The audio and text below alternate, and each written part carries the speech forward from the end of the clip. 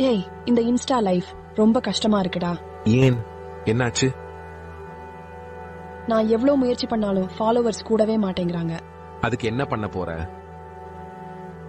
வேற வழியே இல்ல. நான் ஒரு பொய்யான வாழ்க்கையை காட்டி ட்ரெண்ட் ஆக போறேன். சரி வா, நம்ம குருஜியை பார்க்க போகலாம். வணக்கம் குழந்தைகளே, எப்படி இருக்கீங்க?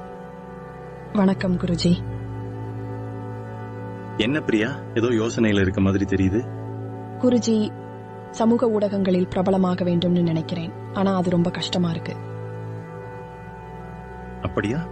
ஒரு திருக்குறள் சொல்லட்டுமா?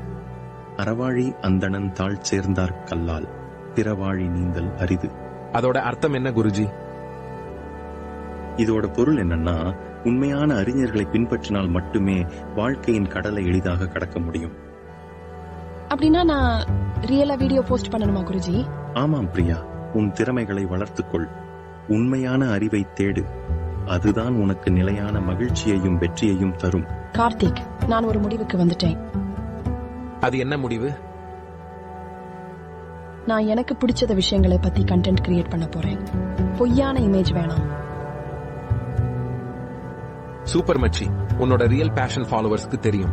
ஆமாடா, குருஜி சொன்ன மாதிரி உண்மையான பாதையை பின்பற்றினாதான் நிஜமான வெற்றி கிடைக்கும்.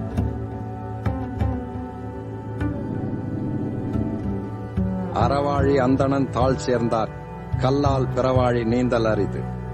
அறக்கடலான கடவுளின் திருவடிகளை சேர்ந்தவரே அல்லாமல் மற்றவர் பிறவியாக கடலை நீந்தி கடப்பது கடினம். Please subscribe.